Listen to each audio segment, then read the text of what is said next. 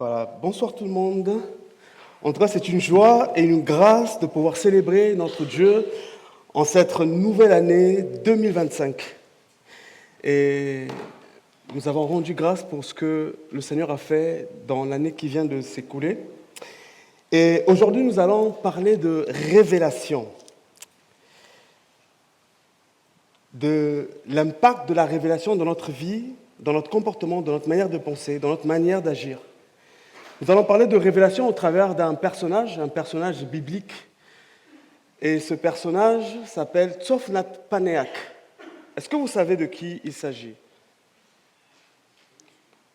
Oui, est-ce que vous savez? Bon, j'entends Joseph. Et donc, Joseph était esclave en Égypte et Pharaon est allé chercher Joseph pour que Joseph puisse expliquer les songes qu'il a reçus. Et Joseph, c'est un homme qui est rempli de l'Esprit de Dieu. Joseph, c'est un homme qui a interprété les rêves de Pharaon. Et c'est un homme qui a donné des solutions à Pharaon et il a apporté quelque chose de bon. Il a apporté de la vie à l'Égypte. Et donc Joseph, c'est un modèle, c'est un homme qui ressemble à Christ. C'est un type de Christ.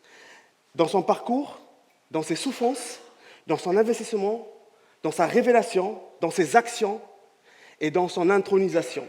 Le titre de mon message de ce soir est le suivant, Joseph, le messager de la révélation divine.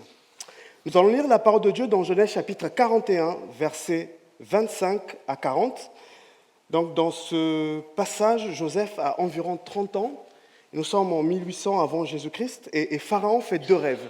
Pharaon fait deux rêves sur l'agriculture parce que l'Égypte était une nation agricole et Dieu va parler à Pharaon au travers d'un rêve sur les vaches et un rêve sur les épis. Et comme il n'y avait personne pour interpréter ce rêve, Pharaon fera chercher Joseph qui était en prison pour interpréter ses rêves. Nous allons lire la parole de Dieu dans Genèse chapitre 41, versets 25 à 40. Joseph dit à Pharaon, « Ce qu'a rêvé Pharaon est une seule chose. Dieu a fait connaître à Pharaon ce qu'il va faire. Les 7 vaches belles sont 7 années, et les 7 épis beaux sont 7 années, c'est un seul songe. Les 7 vaches décharnées et laides qui montaient derrière les premières sont 7 années, et les 7 épis vides brûlés par le vent d'Orient seront 7 années de famine. Ainsi, comme je viens de dire à Pharaon, Dieu a fait connaître à Pharaon ce qu'il va faire. Voici, il y aura 7 années de grande abondance dans tout le pays d'Égypte. 7 années de famine viendront après elles, et l'on oubliera toute cette abondance au pays d'Égypte.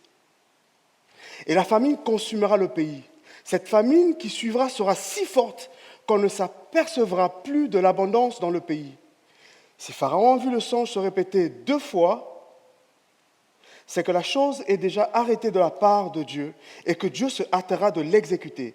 Maintenant, que Pharaon choisisse un homme intelligent et sage et qu'il mette à la tête du pays d'Égypte, que Pharaon établisse des commissaires sur le pays pour lever 1/5 des récoltes de l'Égypte pendant les 7 années d'abondance, qu'il rassemble tous les produits de ces bonnes années qui vont venir, qu'il fasse sous l'autorité de Pharaon des amas de blé, des approvisionnements dans les villes et qu'ils aient la garde.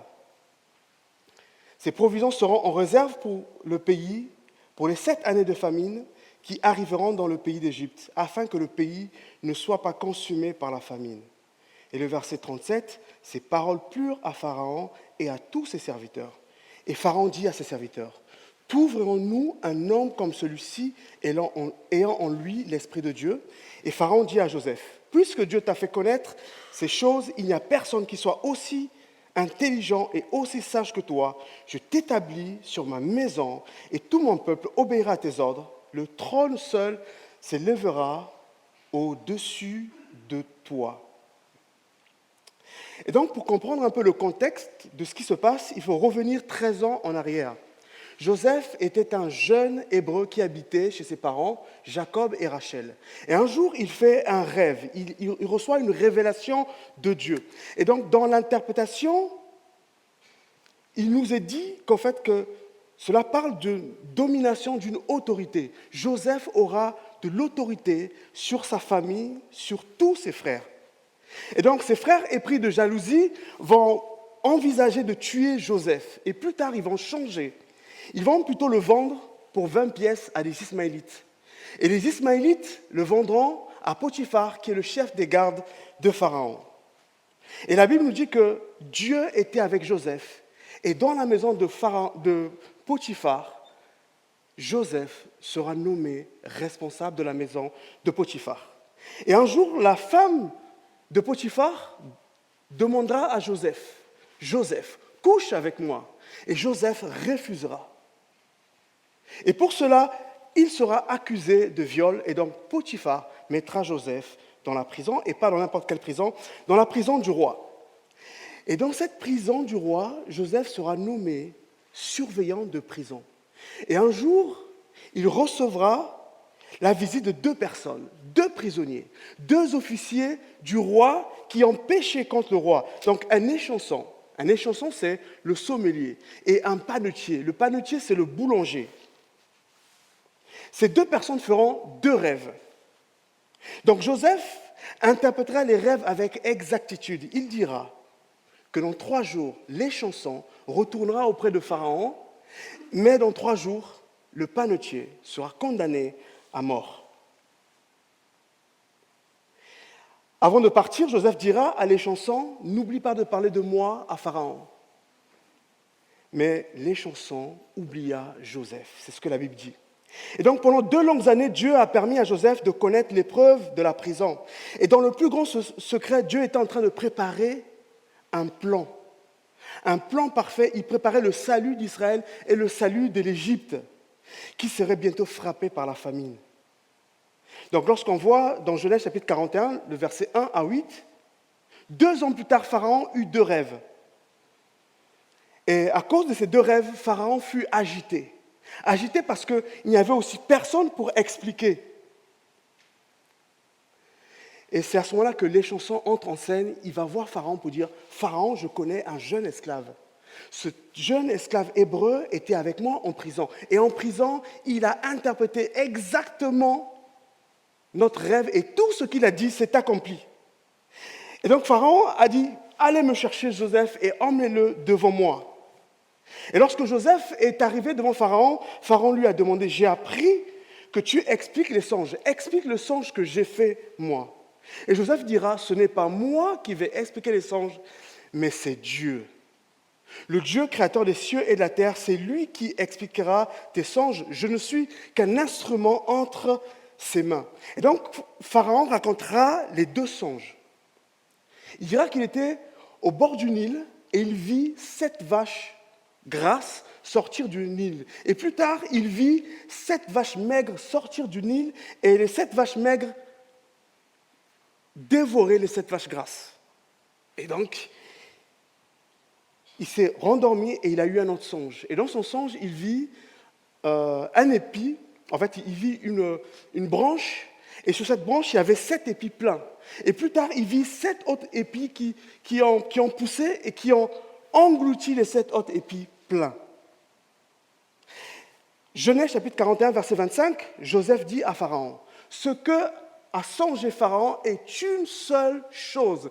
Dieu veut faire connaître à Pharaon ce qu'il va faire. » Joseph dit à Pharaon, « Permettez-moi de vous parler du Dieu créateur des cieux et de la terre. Le Dieu qui a créé les cieux et la terre, l'alpha et l'oméga, le commencement et la fin de toutes choses. Le Dieu d'Abraham, d'Isaac et de Jacob. Le Dieu de mes pères, le Dieu d'Israël, le Dieu que je sers. Et ce Dieu a décidé quelque chose. Et tout ce qu'il a préparé, personne ne sera capable d'empêcher ses plans d'entrer en exécution. Et donc Joseph se rend compte que toutes ces années difficiles qu'il a passées, c'était pour ce jour. Tout le temps qu'il a passé en prison, c'était pour ce jour, c'était pour se retrouver devant Pharaon et lui expliquer ses rêves et lui parler de Dieu. Ton expérience sur cette terre, tout ce que tu as vécu de difficile, le Seigneur veut se servir de ça pour son œuvre. Il veut qu'au travers de toi, on puisse voir la gloire de Dieu. Que tu sois en cette année un témoignage dans la vie des autres. Que tu sois en cette année un homme et une femme qui va témoigner de la grâce de Dieu, de l'amour de Dieu, de la fidélité de Dieu. Et cela peut être un objectif pour nous. En 2025, je veux être un instrument entre les mains de Dieu. Et Dieu parle à Joseph, et Joseph s'adresse à Pharaon en lui disant, Dieu veut te parler. Toi qui es le souverain de la grande nation d'Égypte, Dieu a envie de te dire quelque chose. Et en cette année 2025, Dieu veut aussi te parler. Parce qu'il veut changer ta vie, parce qu'il veut changer ton cœur. Genèse chapitre 41, versets 26 à 28, Joseph dit à Pharaon, les 7 vaches belles sont 7 années, et les 7 épis beaux sont 7 années. C'est un seul songe. Les 7 vaches décharnées et laides qui montaient derrière les premières sont 7 années, et les 7 épis brûlés par le vent d'Orient seront 7 années de famine. Ainsi, comme je viens de dire à Pharaon, Dieu a fait connaître à Pharaon ce qu'il va faire. Dieu s'est révélé à un roi païen. Et lorsqu'on voit l'intervention de Joseph, il parle de 7 vaches, il parle de 7 épis, et il dit que tout cela signifie 7 années. Et la question qu'on va se poser, comment Joseph sait que 7 vaches égale à 7 épis égale à 7 années? Tout simplement parce que Joseph était en communion avec Dieu. Dieu s'est révélé à Joseph. Dieu a parlé à Joseph. Joseph ne parle pas de lui-même, mais Joseph, tout ce qui sort de sa bouche vient de la part de Dieu. Et aussi longtemps que Joseph était resté en prison, il était en communion avec Dieu. Il a appris à passer du temps avec Dieu, être dans la présence de Dieu, être un homme intime avec Dieu. Est-ce que le Seigneur te demande, ce que le Seigneur t'encourage en cette année, c'est d'être un homme et une femme intimes avec Dieu, un homme et une femme qui sera dans la présence de Dieu pour recevoir ses révélations. Peut-être que tu as été un enfant abandonné, peut-être que tu es orphelin, une personne qui a subi des injustices, une personne qui a été méprisée, une personne qui a été mise de côté, une personne qui a été rejetée, mais cela ne t'empêche pas de recevoir la grâce de Dieu, cela ne t'empêche pas de recevoir la révélation de Dieu, quel que soit ton âge. Et c'est ce que ce texte est en train de nous dire. Et de manière indirecte aussi, vivre des moments difficiles nous rapproche de Dieu. Lorsqu'on vit des moments difficiles, on parle au Seigneur, on cherche sa face. Et Joseph, c'est quelqu'un qui a toujours cherché la face de Dieu, partout où il était, en prison. Et en fait, la Bible nous parle des prophètes qui ont reçu la révélation de Dieu dans la souffrance. C'est par exemple l'exemple de Jean, donc l'apôtre Jean qui était le disciple aimé de Jésus-Christ. Il écrit dans Apocalypse chapitre 1, versets 9 à 10, et il dit, à cause de l'évangile, j'ai subi la tribulation. Et donc, Jean était en prison, mais en prison, il dit, un jour, je fus saisi par l'Esprit de l'Éternel, le jour du Seigneur. Et c'est parce qu'il avait cette communion, cette relation avec Dieu, même s'il était en prison, même s'il passait par le moment difficile, il a reçu la révélation de Dieu. Et l'apôtre Jean a écrit le livre qu'on appelle Apocalypse, qui signifie révélation, alors qu'il était en prison.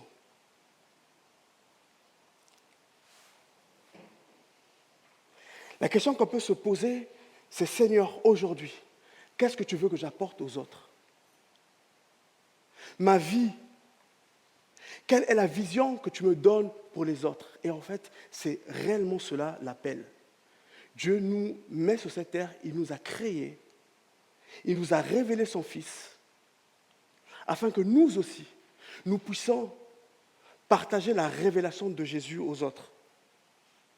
Nous sommes appelés à être sauvés et à partager cette révélation que Dieu nous a donnée. Nous sommes appelés à être une lumière pour le monde. L'apôtre Paul, dans Actes chapitre 9, l'apôtre Paul a rencontré Jésus-Christ. L'apôtre Paul a été sauvé, mais cela ne suffisait pas. Il a aussi reçu des révélations de Dieu.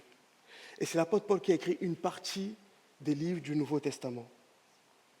Dans Éphésiens chapitre 3, verset 3, il dira « C'est par révélation que j'ai eu connaissance du ministère sur lequel je viens d'écrire en ce peu de mots. En les lisant, vous pouvez vous représenter l'intelligence que j'ai du ministère de Christ. » Et lorsque l'apôtre Paul écrit aux Éphésiens, il est en prison. Dans Genèse chapitre 41, verset 29 à 32, Joseph parle à Pharaon en disant « Il y aura 7 années de grande abondance dans tout le pays d'Égypte. Donc 7 années de famine viendront après elle, et l'on oubliera toute cette abondance au pays d'Égypte, et la famine consumera le pays. Cette famine qui suivra sera si forte qu'on ne s'apercevra plus de l'abondance dans le pays. Si Pharaon a vu le songe se répéter une seconde fois, c'est que la chose a été arrêtée de la part de Dieu et que Dieu se hâtera de l'exécuter. » Et lorsqu'on voit dans la Bible le chiffre 7, c'est le chiffre d'une plénitude des temps. Joseph est en train de dire à Pharaon que l'abondance que vous aurez en Égypte, cette abondance, elle n'est pas éternelle, mais qu'il viendra un jour où toute cette abondance s'arrêtera. Pharaon se considère comme un dieu et entendre que cette année de famine en Égypte allait arriver, pour Pharaon, c'était terrible. Et parfois, nous-mêmes, nous avons du mal à imaginer que le monde dans lequel nous vivrons, un jour, arrivera à sa fin. Et c'est la raison pour laquelle notre manière de vivre est de nature consommatrice. On a tendance à consommer des choses sans se douter qu'un jour, tout ce que nous vivons, tout ce que nous avons de bon, la vie, la santé, tout cela, un jour, prendra fin. Et c'est la raison pour laquelle on a besoin, personnellement, chacun d'entre nous, une révélation de Dieu. Une révélation de Dieu dans notre vie, et cette révélation qui va impacter les autres. Et Dieu nous a donné sa révélation au travers de la parole de Dieu. Et vous savez que Joseph, contrairement à nous, n'avait pas de Bible. La Bible avait été écrite, les 5 premiers livres de la Bible ont été écrits en 500 avant Jésus par Moïse. Et donc ce jeune garçon, ce jeune Hébreu, n'avait pas de Bible. Ecclésiaste chapitre 3, verset 1, « Il y a un temps pour tout, un temps pour toutes choses dans les cieux, un temps pour naître et un temps pour mourir, un temps pour planter et un temps pour arracher ce qui a été planté. » Joseph, ayant donné cette révélation à Pharaon, savait qu'il restait peu de temps avant la venue de cette grande famine. Depuis que Jésus-Christ est venu sur cette terre, depuis qu'il est mort sur la croix et qu'il est ressuscité, qu'il est monté au ciel et qu'il est assis à la droite de Dieu le Père, nous vivons des temps de grâce et des temps d'abondance où le salut est donné à ceux qui croient. Des temps d'abondance où nous avons cette possibilité de pouvoir nous tenir devant Dieu. Les temps d'abondance où le Saint-Esprit continue à agir dans ce pays. Le Saint-Esprit agit, il convainc de péché, de justice et de jugement. Des temps que nous avons pour prier, nous avons des temps pour adorer. On a cette possibilité, on a cette grâce de nous réunir, d'être un témoin pour Jésus, mais il viendra un temps où ces temps d'abondance ne seront plus. C'est ce que Joseph est en train de dire à Pharaon. Joseph parle d'économie, il parle de blé, mais dans ce texte, le Seigneur veut nous apporter quelque chose. Et il veut nous donner cette image spirituelle des temps d'abondance et des temps de famine. Et donc Joseph donne la solution à Pharaon. Pharaon, je viens de t'expliquer ton rêve. Maintenant, voici ce que tu devrais faire. Genèse chapitre 41, versets 33 à 36. Il dit « Maintenant, que Pharaon choisisse un homme intelligent et sage et qu'il mette à la tête du pays d'Égypte, que Pharaon établisse des commissaires dans le pays pour lever 1/5 des récoltes d'Égypte pendant les 7 années d'abondance, qu'il rassemble tous les produits de ces bonnes années qui vont venir et qu'il fasse sous l'autorité de Pharaon des amas de blé, Il faut beaucoup de blé, des approvisionnements dans les villes, et qu'ils en aient la garde. Ces provisions seront en service pour le pays, pour les 7 années de famine qui arriveront dans le pays, afin que le pays ne soit pas consumé par la famine. Ce que Joseph est en train de dire, c'est maintenant, dès lors que je vous donne cette explication, maintenant, il faut se mettre en marche. Maintenant, il faut faire ceci. Donc ce que Joseph est en train de dire à Pharaon, tous les ans, lorsqu'il y aura des récoltes, vous prenez 1/5 des récoltes et vous mettrez de côté. 1/5 des récoltes. Vous savez que 1/5 des récoltes, c'est beaucoup. Et Joseph est en train de dire à Pharaon, il te faut aussi, Pharaon, un homme sage, intelligent, un homme que tu mettras à la tête de l'Égypte, un homme qui sera investi, un homme qui sera à fond, un homme qui va pouvoir garder ce blé.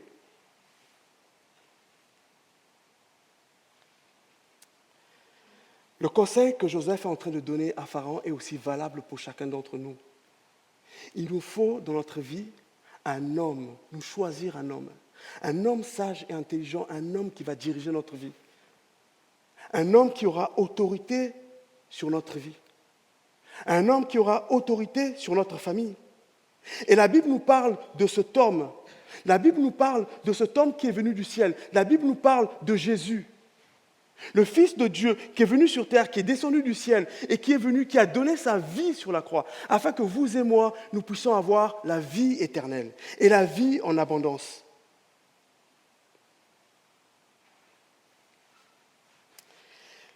Ce que Joseph est en train de dire, c'est que pendant toutes ces années d'abondance, pendant que tu as la force, pendant que tu as la vie, pendant que tu as la santé, pendant que tout se passe bien dans ta vie, c'est d'amasser du blé. C'est l'image d'amasser les choses spirituelles pour Dieu. Lorsque je travaille, Dieu me donne la santé, Dieu me donne la vie, Dieu me donne la force lorsque je travaille. Et quand j'ai de l'argent, c'est de prendre une partie de cet argent, de l'investir pour Dieu, de l'investir pour les pauvres, de l'investir pour les gens qui sont dans le besoin. Quelqu'un a peut-être besoin. Lorsque j'ai de la force, j'ai du temps, sur les 24 heures que le Seigneur me donne, 1/5, de prendre du temps pour prier, de prendre du temps pour lire la parole, de prendre du temps pour méditer, de prendre du temps pour évangéliser, de prendre du temps pour parler de Jésus, de prendre du temps pour être en intimité avec lui, de prendre du temps pour la louange, de prendre du temps pour servir. Et je pense que c'est ce que nous faisons déjà. Mais Joseph vient rappeler à Pharaon que tout ce qui est bon, pendant toutes ces années d'abondance, d'amasser du blé.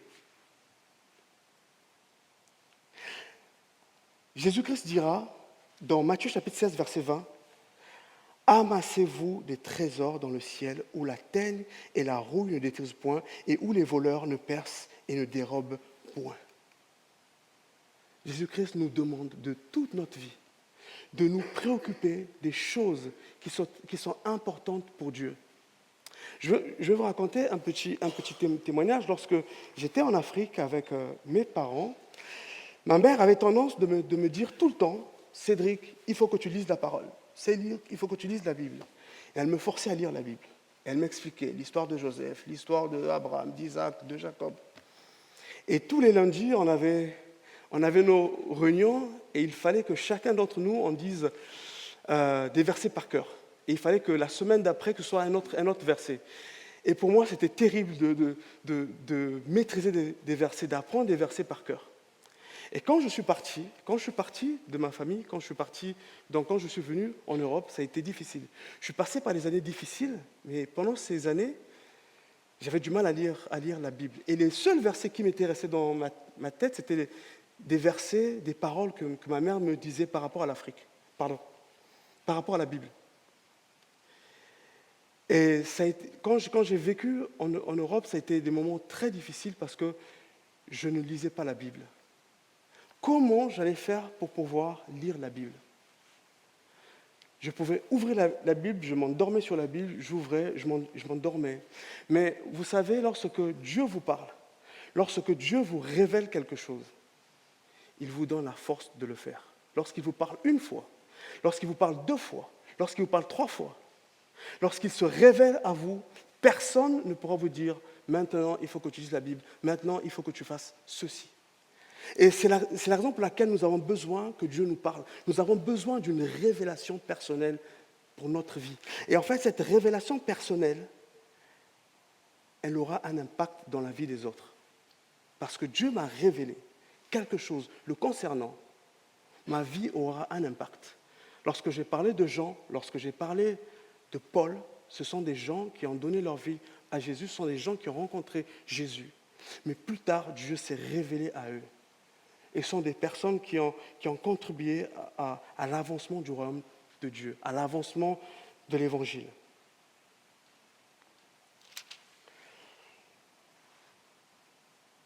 Pharaon a reçu favorablement la révélation que Joseph lui a donnée. Genèse chapitre 41, versets 37 à 40. Ces paroles plurent à Pharaon et à tous ses serviteurs. Et Pharaon dit à ses serviteurs, « Trouverons-nous un homme comme celui-ci ayant l'esprit de Dieu ?» Et Pharaon dit à Joseph, « Puisque Dieu t'a fait connaître toutes ces choses, il n'y a personne qui soit aussi intelligent que toi et aussi sage que toi. Je t'établis sur ma maison. Et tout mon peuple obéira à tes ordres. Le trône seul s'élèvera au-dessus de toi. » De manière indirecte, Pharaon était en train de dire à Joseph, « Joseph, j'accepte et je reconnais que tu es un homme rempli d'esprit de Dieu. J'accepte que tu es un homme qui a la sagesse de Dieu. » Il admet que Dieu est le créateur des cieux et la terre. Il admet que le Dieu que Joseph prie est supérieur au Dieu des Égyptiens. La révélation que Joseph a donnée à Pharaon, elle était tellement importante, tellement puissante, Pharaon se rend compte que ses conseillers ne sont que des charlatans. Des gens qu'il paye, des gens qu'il nourrit, mais des gens qui sont incapables de donner une interprétation, un rêve. Des gens qui sont incapables de mener le pays d'Égypte dans la bonne voie. Et Pharaon savait que personne n'avait la sagesse et l'intelligence de Joseph. Pharaon peut-être se disait, je pensais que moi, Pharaon, j'étais le Dieu sur terre. Je pensais que mon pays était le plus grand. Et je pensais que mon pays n'allait jamais connaître la famine. Je pensais que tous les jours, il devait avoir que de l'abondance. Mais cet homme, Joseph, il m'a ouvert les yeux. Et en 2025, que tu puisses avoir cette révélation comme Pharaon, que dans ta vie, tu as besoin d'un homme sage, intelligent, puissant, comme Jésus-Christ. L'image de Pharaon qui accepte Joseph, c'est l'image lorsque on prend Jésus et qu'on le met dans notre vie. Lorsqu'on prend Jésus-Christ et qu'on le met comme leader de notre vie. Celui qui va nous diriger, celui qui va nous conduire, celui qui va nous montrer la voie que nous devons suivre. Et Pharaon a pu voir en Joseph un homme qui a la capacité de changer l'avenir de son pays. Et j'aimerais vous rappeler ce soir que Jésus-Christ est le seul qui est capable de changer ta vie et qui est capable de la transformer et qui est capable de rendre ta vie meilleure. Et Jésus-Christ est le seul qui est capable de te trouver une place dans le ciel. Lorsque ce monde ira à sa fin, Jésus-Christ est le seul qui sera capable de chercher son Église. Tous ceux qui auront cru en Jésus, tous ceux qui auront mis leur confiance, leur foi, leur affection, ceux-là seront avec lui dans le ciel. Ce qui va changer ta vie en 2025, c'est lorsque tu reconnaîtras que Jésus-Christ a autorité sur ta vie, lorsque tu prendras des décisions. Si je prends une décision, lorsque je vais chercher du travail, lorsque je vais me mettre en couple, lorsque je vais vouloir me mettre en couple, c'est de dire, Seigneur, que tu sois le leader de ma vie, que tu me montres le chemin que je dois suivre dans mes choix, dans ce que je veux faire, dans ce que je vais dire, dans la manière dont je vais me comporter, dans la manière dont je vais agir envers les autres.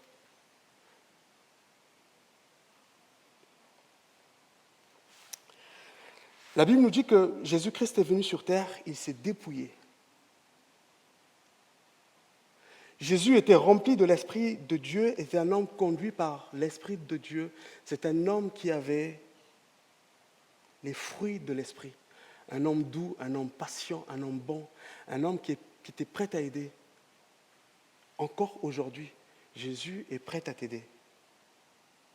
Ce message t'invite à laisser le Seigneur Jésus-Christ, le messager de Dieu, être le leader de ta vie.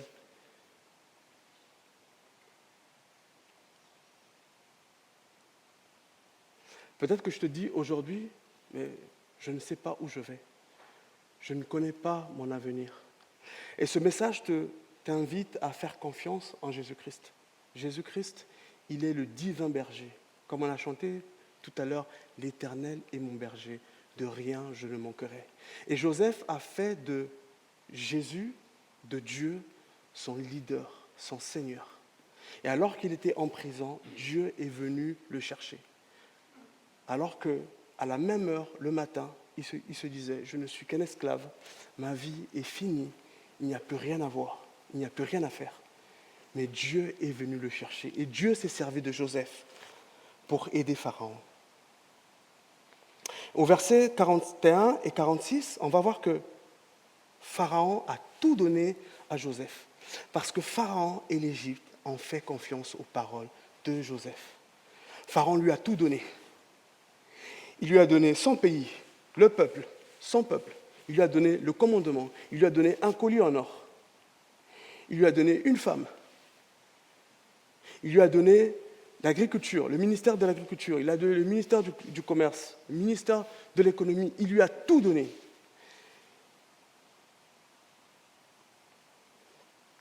Il lui a donné cette autorité. Il a donné à Joseph une nationalité, la nationalité égyptienne, d'où le nom de Tsofnat Panéak. Et lorsque Pharaon passait avec son char, derrière lui, il y avait le char de Joseph, et on disait « Abrek », à genoux devant Pharaon, à genoux devant Joseph, et personne ne pouvait lever le doigt sans passer par Joseph.